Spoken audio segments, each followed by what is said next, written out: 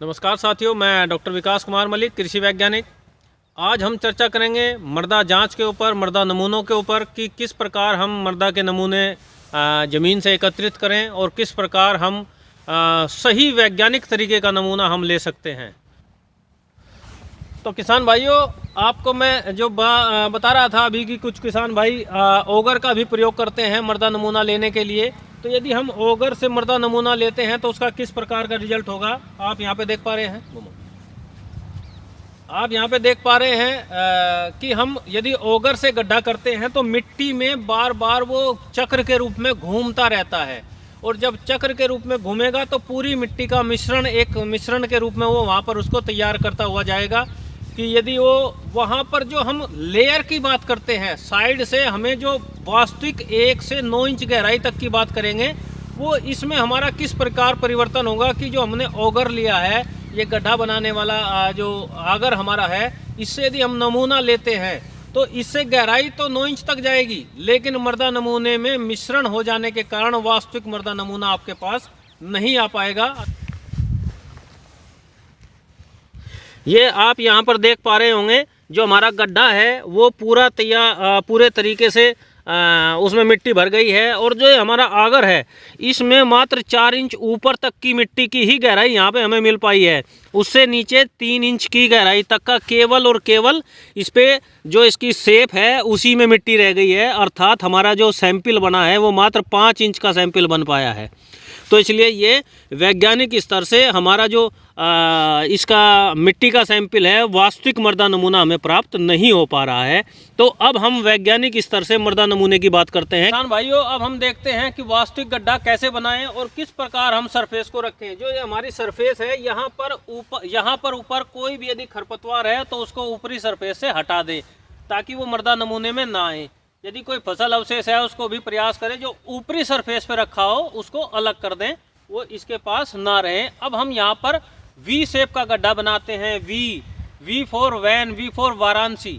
तो जिससे V shape का जो हमारा गड्ढा तैयार होगा उससे हम वास्तविक मृदा नमूना हम निकाल पाएंगे।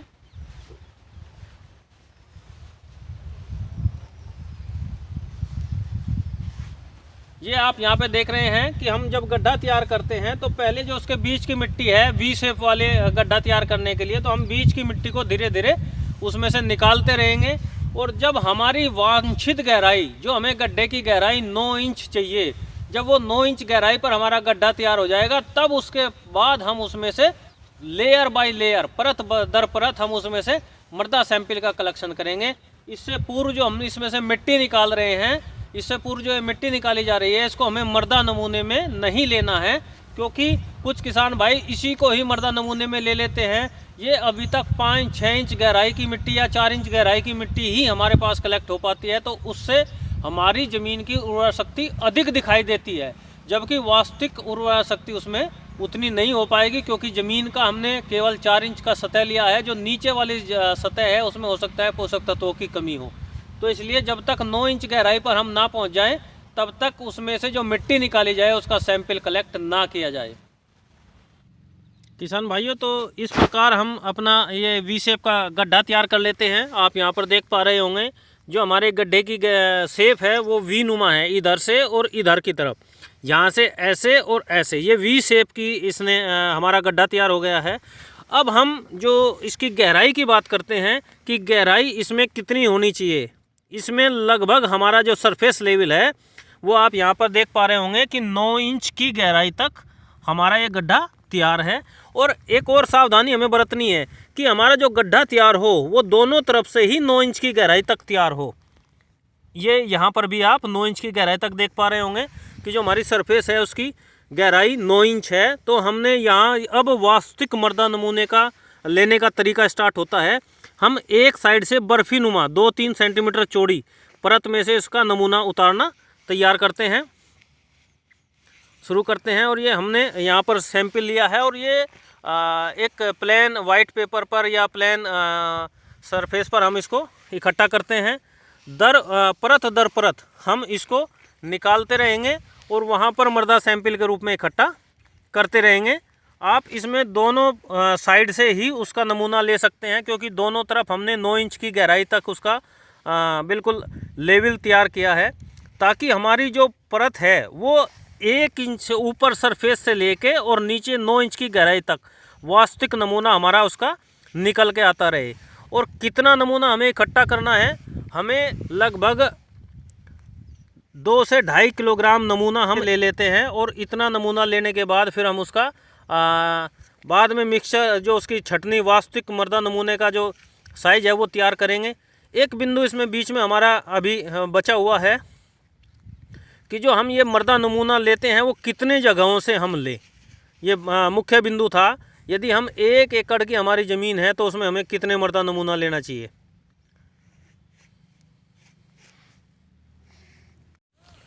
तो ये हमारा लगभग 2.5 से 3 किलो का मृदा नमूना हमारे पास उपलब्ध हो जाता है। हमारे पूरे क्षेत्र में से हम जो इकट्ठा करते हैं। अब हमें इसका वास्तविक मृदा का नमूना मात्र 250 से 300 ग्राम ही हमें आवश्यकता होती है। तो हम इसका मिक्सचर पहले पूरे को अच्छे से मिक्स करते हैं ताकि इसमें कहीं भी हमारी उर्वरा शक्ति में कोई अंतर ना रहे। पूर्ण एक वास्तविक नमूना, पूरा रिप्रेजेंटेशन, ज़मीन की 9 इंच की गहराई तक का हमारा वास्तविक रिप्रेजेंटेशन उसके साथ हमारा हो जाए। और इसमें जो फसल अवशेष है और पत्थर वगैरह, जो ईंट पत्थर या कोई कंकर वगैरह हमें नज़र आती है तो हम उसको इससे बाहर निकाल देते हैं। तो ये हमारा वास्तविक मृदा नमूना लेने का तरीका होता है। ये हमारा मिश्रण, ये हमारा पूरा यहाँ वास्तविक मृदा नमूना लेने की प्रक्रिया है। हमारा ये ढेर तैयार हो गया। हम इसको अब गोलाई के रूप में फैला देते हैं। हम इसको इस प्रकार गोलाई के रूप में फैला देंगे। और इस गोलाई के रूप में फैलाने के उपरांत हम इसको 4 हिस्सों में बांटेंगे।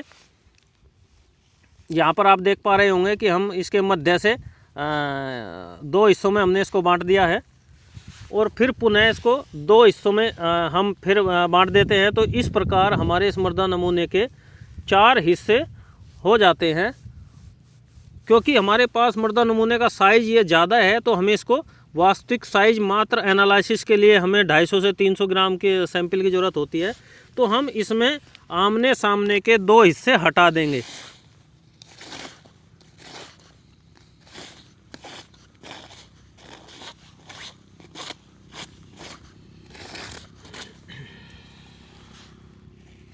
इस प्रकार हम इसमें से ये 2 हिस्से जो हमारा अतिरिक्त भाग है वो हमने इससे अलग कर देंगे। और अलग करने के बाद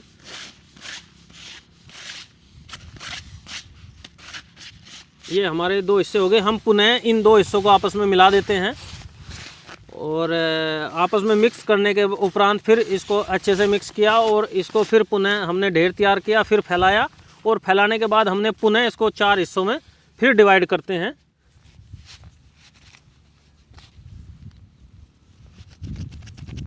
इस प्रकार ये 4 हिस्से हमारे फिर पुनः तैयार हो गए हैं। इनमें से हमने फिर 2 हिस्से फिर हटा देते हैं यहाँ से।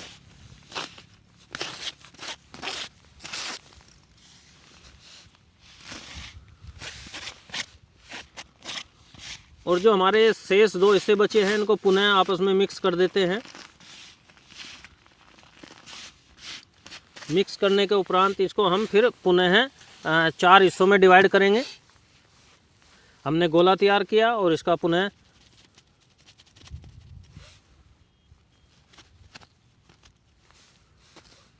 ये हमने 2 हिस्से इसके पुनः फिर निकाल दिए।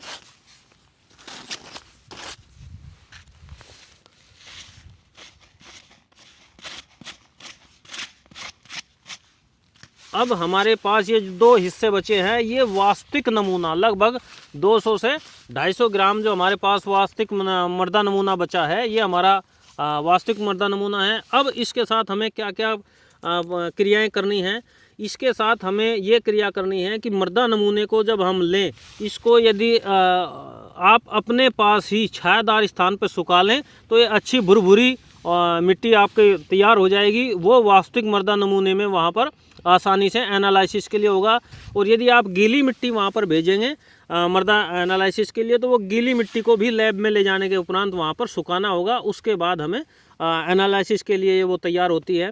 अब ये जो हमारा मृदा नमूना है इसको लेने के उपरांत इस प्रकार जो हमारा ये मृदा नमूना वास्तविक मृदा नमूना तैयार है, उसको हम बिल्कुल साफ़ नई जो हमारी कोई पॉलीथीन की थैली हो उसमें या कपड़े की थैली में जो हमारे पास हो उसके अंदर हम उस सैंपल को डालकर, लेकिन ध्यान रखें कभी भी फर्टिलाइज़र की या पेस्टिसाइड की थैलियाँ इसमें इस्तेमाल ना करें। केवल साफ़ सुथरी नई पॉलीथीन आप इस्तेमाल कर सकते हैं या कपड़े की थैली आप इस्तेमाल कर सकते हैं। और इसी के साथ एक और इसके सावधानी आपको रखनी है। जैसा कि आप यहाँ पर देख पा रहे हैं, आपको इसमें किसान का नाम, पिता का नाम, ग्राम, पता, नमूना चिन्ह और मोबाइल नंबर। नमूना नाम में आप आसानी से साधारण तरीके से लिख सकते हैं, नाम, पिता का नाम और गांव कौन सा है, पता। नमूना चिन्ह इसलिए दिया जाता है ताकि एक किसान के यदि 4 सैंपल है या 3 सैंपल है तो वो उसमें इंगित करेंगे किसान कि ये मेरा पेड़ वाला नमूना, पेड़ के खेत वाला नमूना है, ये मेरा ट्यूबवेल का नमूना है, ये मेरे, तो उस चिन्हित वाले निशान से आपको ये इंगित हो जाएगा कि आपका जो मृदा नमूना है ये उस खेत का मृदा नमूना है, और जो आपके परिणाम आएंगे वो वास्तविक परिणाम उस खेत से संदर्भित है। तो इसलिए उस सही चिन्हित करने के लिए आपको मृदा नमूने का चिन्ह भी अवश्य उसमें लिख देना चाहिए कि ये पेड़ वाले खेत का नमूना है, ये ट्यूबवेल वाले खेत का नमूना है, या अन्य कोई भी रोड साइड के खेत का नमूना है।